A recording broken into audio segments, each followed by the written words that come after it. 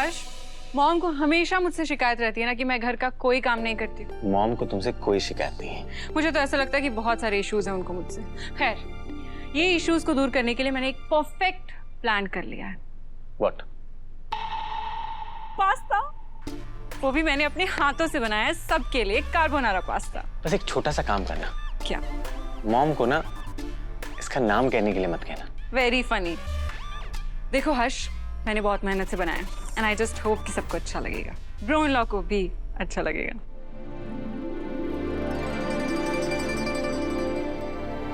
भैया, bro in law, मैंने pasta बनाया था।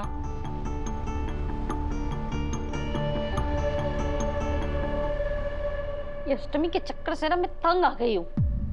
सच कहा आपने। बेचारी मेरी बच्ची की कैसी हालत हो जाती है ना।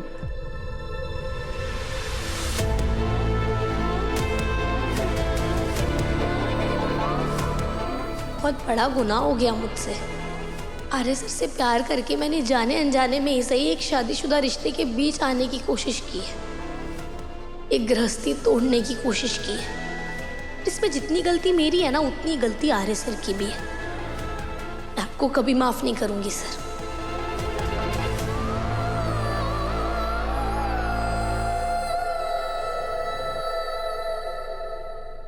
अनु शायद मुझे कभी माफ नहीं करेगी। उसे सच बताने की जरूरत क्या थी आर्या? और क्या करता झेंडे, अनु से झूठ बोलने का बोझ, उससे सच छुपाने का बोझ मुझे पल पल मार रहा था, अंदर ही अंदर मुझे खत्म कर रहा था। जब तक ये झूठ हमारे दरमियान था, अनु से अपने प्यार का इजहार नहीं कर सकता। और अब कर पाएगा? देख आर्या, मैं तेरा दर्द समझ सकता हूँ यार। मैं जानता हूँ कि अतीत एक ऐसी खाई है जो तुझसे धीरे धीरे तेरा सब कुछ छीन लेगी, और वही हुआ। तूने मेरी बात ना मानकर अपनी लव स्टोरी को शुरू होने से पहले ही तहस नहस कर ली। मुझे समझ नहीं आ रहा कि मैं ऐसा क्या करूं कि ये सब ठीक हो जाए। कोई कुछ नहीं कर सकता झेंडे। जानता है क्यों? शायद मेरी किस्मत में किसी का प्यार है ही नहीं, शायद किसी का साथ मेरे नसीब में है ही नहीं। ये तो क्या कह रहा है यार? और क्या कहूं झंडे, अगर मेरी किस्मत में कुछ है वो है मीलों की तनाई, जिंदगी भर का अकेलापन। आज तक इन दोनों के सहारे ही जीता है। हाँ, बीच में अनु के आने से कुछ पलों के लिए इनका साथ छूट गया था, पर अब फिर से इन दोनों का दामन थाम कर आगे बढ़ूंगा। फिर से आदत डाल लूंगा अकेले जीने की, इस अकेलेपन के साथ पल पल मरने की।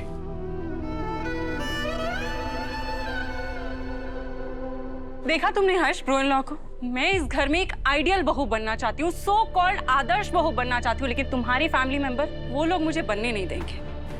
कितनी मेहनत से मैंने पास्ता बनाया था, और टेस्ट करना तो बहुत दूर की बात है, ब्रो इन लॉ ने इसे देखा तक नहीं। भैया किसी टेंशन में होंगे। हाँ, तो वो तो हमेशा ही टेंशन में होते हैं।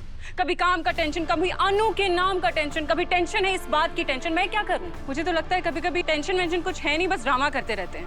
भैया ऐसे क्यों करेंगे? न्यू मंथ शुरू होने वाला है, इसलिए पैसे देने पड़ेंगे ना हमें। भैया ने पैसे देने से मना किया क्या? कभी खुशी से पैसे दिए हैं उन्होंने? नहीं ना। बैंक में लोन लेने के लिए भी इतनी फॉर्मेलिटीज नहीं करनी पड़ती है जितनी हमारे घर में करनी पड़ती है। हमें ही कभी इसको बोलो, कभी उसको बोलो, कभी यहाँ साइन करो, कभी वहाँ साइन करो। My God, I am so done with it. Mansi, मेरे बेटे के बारे में अनाप शनाप बोलने के अलावा कोई काम है तुम्हारे पास? अनाप शनाप नहीं मॉम, फैक्ट है ये, 100% सच। होना तो ये चाहिए था कि हमें आकर बोले वो कि पैसे चाहिए, लेकिन यहाँ तो उल्टा ही होता है। हमें उनके सामने हाथ फैलाना पड़ता है हमेशा। जिस पर हमारा हक है उसी के लिए हमें थर्ड पार्टी बनाकर रखा है और सब कुछ अपने कंट्रोल में करके रखा है। इसे कंट्रोल नहीं मानसी, इसे जिम्मेदारी उठाना कहते हैं। और सालों से मेरा बेटा काम की, कंपनीज की, इस घर की जिम्मेदारी उठाता आ रहा है। किस जिम्मेदारी की? मानसी प्लीज, मैं जानती हूँ ये बात कहाँ जाके रुकेगी।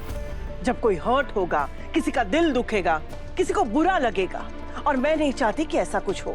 इसलिए प्लीज मेहरबानी करके भगवान के लिए ये बात बंद करो। ऑलरेडी मेरा बेटा बहुत परेशान है, उसे और परेशान मत करो। और आपकी बातों से जो मुझे हर्ट हुआ उसका क्या मॉम? एक्चुअली उसका कुछ नहीं, क्योंकि मैं किसी के लिए कुछ हूं ही नहीं। आप मुझे अपनी फैमिली नहीं समझती है ना मॉम। इस फैमिली के हेड भी सिर्फ ग्रोइंग लॉय और शायद आपकी फैमिली सिर्फ वही है।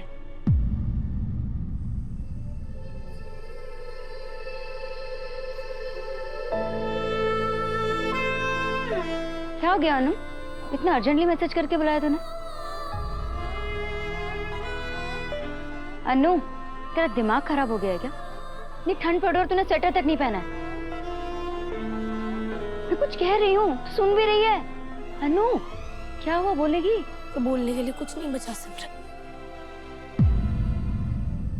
प्यारे सर के जिस भरोसे की दुआएं देते नहीं थकती थी ना, आज वही टूटकर चूर चूर हो गई। जिस इजहार के लिए मैं ना जाने कब से इंतजार कर रही थी, वो आरे सर मुझसे कभी नहीं करेंगे। जिस प्यार पर मैं समझती थी कि सिर्फ मेरा अधिकार है, सिर्फ मेरा हक है, वो ऑलरेडी किसी और का है सिमरन।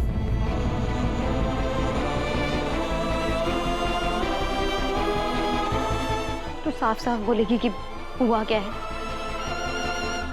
अरे बोल ना, मेरा दिल बैठा जा रहा है अनु। सिमरन, आरे सर शादीशुदा है। क्या?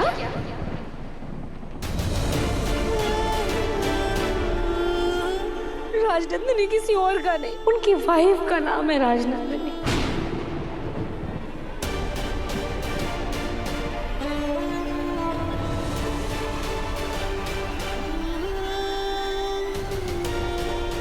अनु, तुझे कोई गलतफहमी तो नहीं कोई हुई ना? गलतफहमी नहीं हुई है यार, भूल, गलतफहमी दूर हो गई है। गलतफहमी तो तब हुई होती ना जब ये बात मैं कहीं और इधर उधर से सुनती या मैं फाइल में पढ़ती या किसी कागज पर लिखा हुआ देखती, बट खुद मुझे आर्य सर ने अपने मुंह से ये बात कही है यार।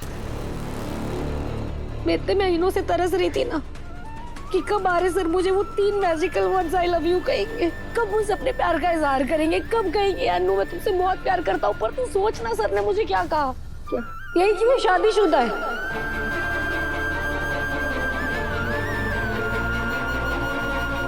सिमरन, मुझे एक पल में मेरा सब कुछ चल गया यार। मेरा पहला प्यार अधूरा रह गया है सिमरन। मुझे समझ में नहीं आ रहा है मैं क्या करूं। मैंने कभी नहीं सोचा था, कभी नहीं, कि मुझे सर इतना बड़ा धोखा देंगे, कभी नहीं। मैंने भी नहीं सोचा था कि आर्य सर तुझे इतना बड़ा धोखा देंगे। और मुझे ना दुख सिर्फ इस बात का नहीं है कि मेरे साथ धोखा हुआ है, मुझे इस बात की गुस्सारी है कि मैंने भी किसी के साथ धोखा कर दिया यार। आर्य सर की वाइफ राजनंदिनी के साथ।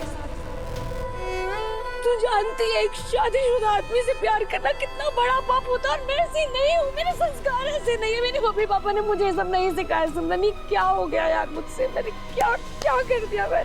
मुझे समझ में नहीं आ रहा। आर्य सर ने सिर्फ मुझे धोखा नहीं दिया, उन्होंने मेरे साथ साथ अपनी वाइफ को भी धोखा दिया, और उस धोखे की बराबर की हिस्सेदार मैं हूँ सिमरन। आर्य सर को अपनी गलती का एहसास हो ना हो, उन्हें मुझसे माफी मांगे ना मांगे, पर मुझे मेरी गलती का भरपूर एहसास है और मैं राजनंदिनी जी से माफी मांगूंगी। मुझे समझ में नहीं आ रहा है कैसे।